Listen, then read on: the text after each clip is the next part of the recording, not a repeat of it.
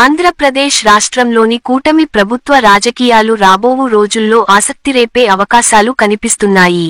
ఇప్పటి వరకైతే కూటమిలో ఎలాంటి పొరపొచ్చలు కనిపించకపోయినా సమీప భవిష్యత్తుల్లో మాత్రం కూటమి పార్టీల మధ్య తేడా కొట్టే అవకాశాలు కనిపిస్తున్నాయి.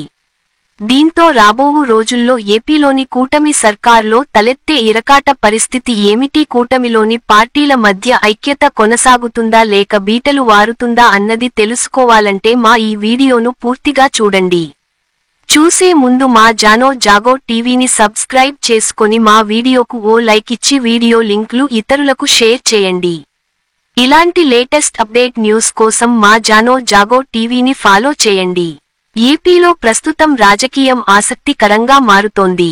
వైసీపీ నుంచి కూటమి పార్టీల్లోకి చేరికల సంఖ్య పెరుగుతోంది. తొలుత టీడీపీలోకి వైసీపీ నేతలు చేరేందుకు మొగ్గు చూపారు. అయితే తమ సొంత నియోజకవర్గంలో పరిస్థితులకు అనుగుణంగా మూడు పార్టీల్లో ఎందులో చేరాలనేది నేతలు నిర్ణయించుకుంటున్నారు. తాజాగా బీజేపీ, జనసేనలో సాగుతున్న చేరికలు టీడీపీ నేతలకు రుచించటం లేదు.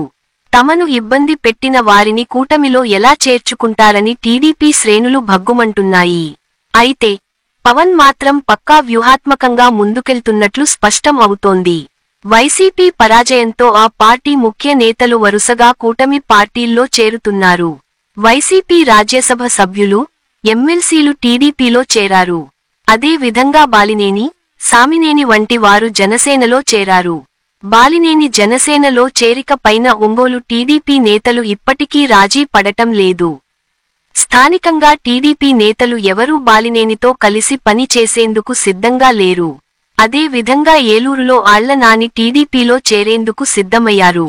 కానీ స్థానికంగా వచ్చిన అభ్యంతరాలు చర్చగా మారాయి. కూటమిలో ఏ పార్టీకి అభ్యంతరం లేకపోతేనే చేరికలకు గ్రీన్ సిగ్నల్ ఇవ్వాలని గతంలో జరిగిన ఎన్డీఏ కూటమి సమన్వయ కమిటీ భేటీలో నిర్ణయించారు. వైసీపీ నేత విశాఖ డెయిరీ చైర్మన్ ఆడారి ఆనంద్ను బీజేపీలో చేర్చుకున్న వ్యవహారం కూటమి పార్టీల మధ్య చిచ్చుకు కారణమైంది. స్పీకర్ అయ్యన్న నేరుగా చంద్రబాబుకు ఫిర్యాదు చేశారు. అదే విధంగా తాజాగా టీడీపీ నుంచి వైసీపీలోకి వెళ్లిన నేతలు ఇప్పుడు జనసేనలో చేరారు. గంజి చిరంజీవిని పవన్ కండువా కప్పి జనసేనలోకి ఆహ్వానించారు. తొలుత టీడీపీలో ఉన్న చిరంజీవి ఆ తరువాత వైసీపీలో చేరి లోకేష్ పై ఇష్టానుసారంగా మాట్లాడారు. లోకేష్ పై పోటీకి సిద్ధమైన గంజి చిరంజీవిని జనసేనలో చేర్చుకోవడంపై భిన్నాభిప్రాయాలు వ్యక్తమవుతున్నాయి. అయితే స్థానికంగా జనసేన ముఖ్య నేతల సిఫార్సుతో పవన్ పార్టీలో చేర్చుకున్నారు. అదే విధంగా కైకలూరు నియోజకవర్గానికి చెందిన ఎమ్మెల్సీ జయమంగళ వెంకటరమణ తాజాగా జనసేనలో చేరారు.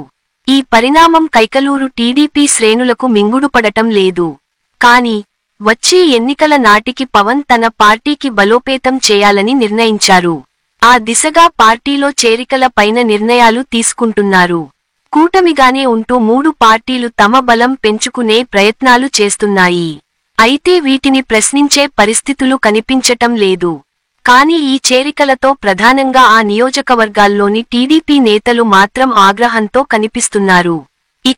ఇప్పుడు చంద్రబాబు ఈ చేరికల పైన ఏం చేస్తారనేది ఆసక్తికరంగా మారుతోంది.